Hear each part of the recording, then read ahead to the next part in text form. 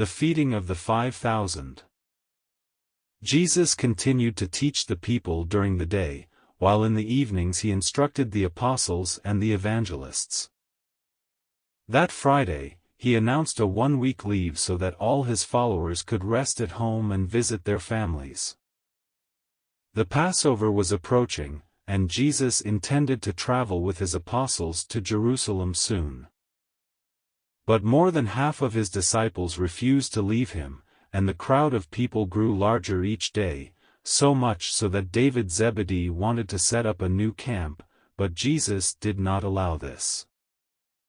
Jesus had so little rest on the Sabbath that on Sunday morning, March 27th, he tried to get away from the people.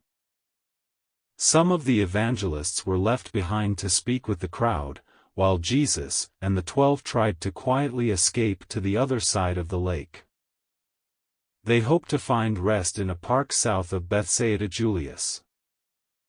This area was a popular place of relaxation for people from Capernaum.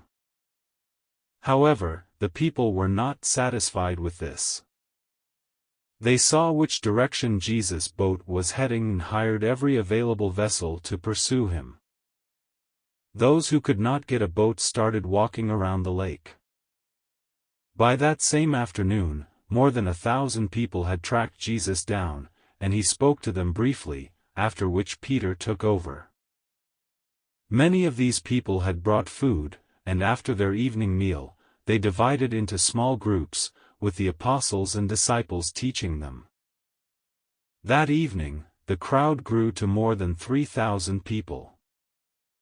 Even when it was already dark, people continued to stream in, including sick people. This large gathering was partly caused by hundreds of onlookers traveling to Jerusalem to celebrate the Passover, who had left home earlier to see Jesus. These people who came from far away simply refused to be disappointed.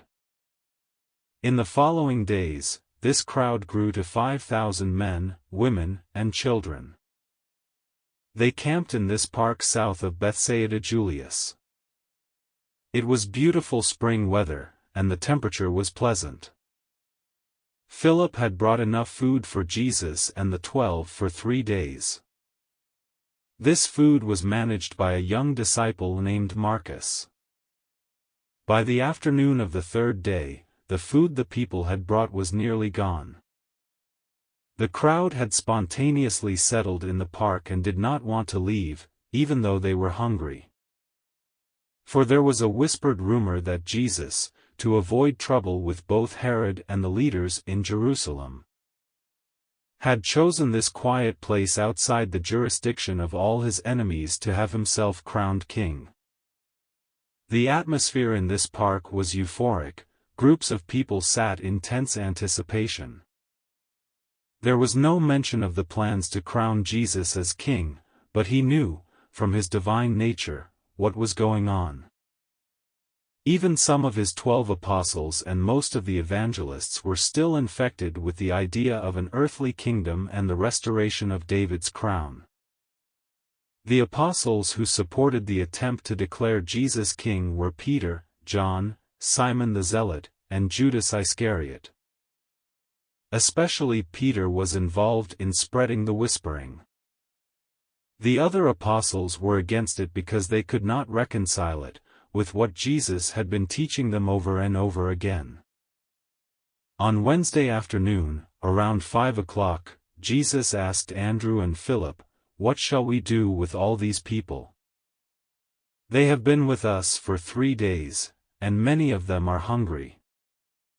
They have nothing to eat." Philip and Andrew looked at each other, and Philip replied, "Master, you should send these people away to the villages around here to buy food for themselves." Andrew, who was afraid that the conspiracy to make Jesus king would be carried out, hastily agreed with Philip, saying, "Yes, Master. It is best if you send them away now while it is still light so they can buy food somewhere, while you rest." Others of the 12 had now joined them. Then Jesus said, "But I do not want to send them away hungry. Can we not give them something to eat?" This was too much for Philip, and he spoke loudly, "Master, where can we buy bread in this remote park for so many people? And besides, we do not have enough money. 200 silver coins would not be enough to feed everyone here." Before the apostles had a chance to give their opinion, Jesus turned to Andrew and Philip and said, "I do not want to send these people away.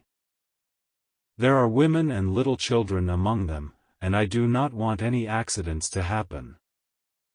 Here they are, like sheep without a shepherd. I would like to feed them. How much food do we have with us?" While Philip discussed with Matthew and Judas, Andrew found the boy Marcus to ask how much of their supplies were left.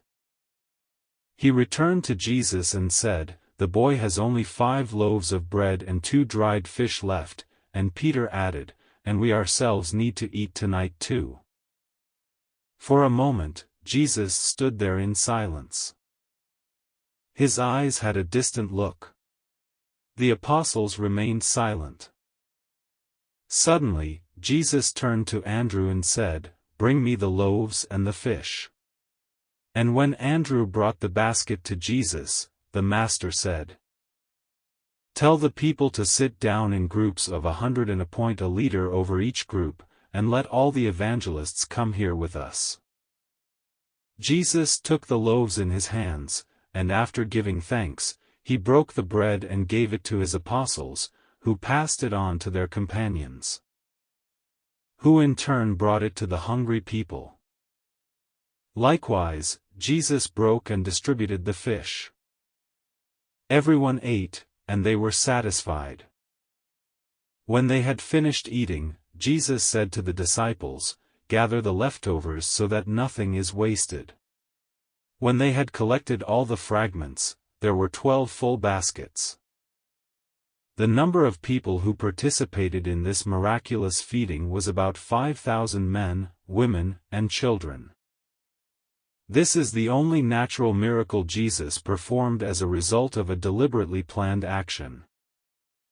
We are taught that in this case, Jesus multiplied the elements of the food.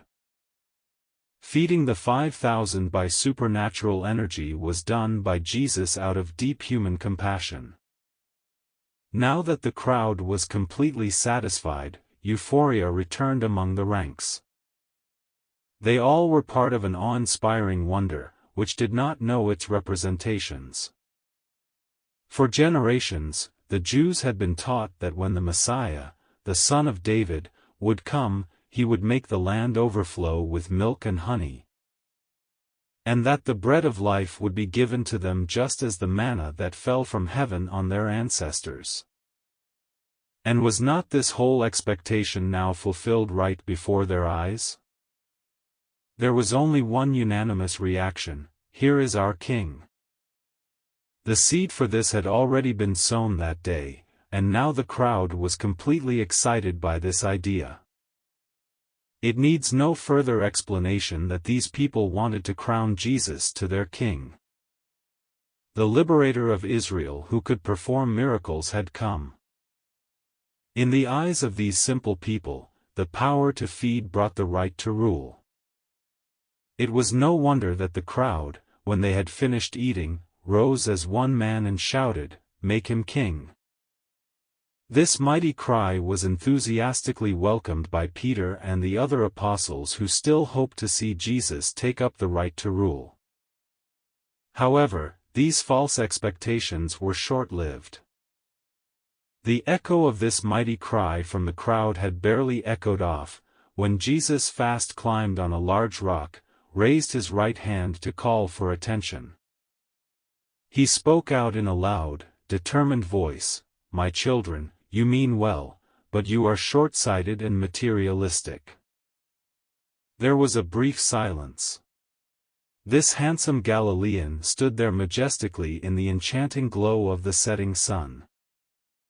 He looked in every bit on a king, and when he continued speaking to the breathless crowd, he called out in an angry tone that tolerated no contradiction. "You want to make me king, not because your souls are enlightened by a great truth, but because your stomachs are filled with bread. How many times have I not told you that my kingdom is not of this world? This kingdom of heaven that we proclaim is a spiritual brotherhood, and this kingdom is not ruled by a man from an earthly throne. My Father in heaven is the Almighty, all-wise ruler over this spiritual brotherhood. Have I so failed to reveal the Heavenly Father that you want to make a king of his descended Son? Go now from here, to your own homes. If you must have a king, let the Father of lights reign in the heart of each of you as the spiritual ruler over all things. These words of Jesus broke the enchantment and caused the crowd to disperse in shock. Many who had believed in him turned away and followed him no more after that day. The apostles were speechless. They stood silently by the 12 baskets of leftover food. Only the errand boy, the young Marcus, said, "And he refused to become our king." Jesus approached, and no one dared to look at him. He walked straight to Andrew and said in the same angry, determined tone, "Bring your brothers back to Zebedee's house and pray with them. Pray especially for your brother Simon Peter." Then he turned and walked away into the hills.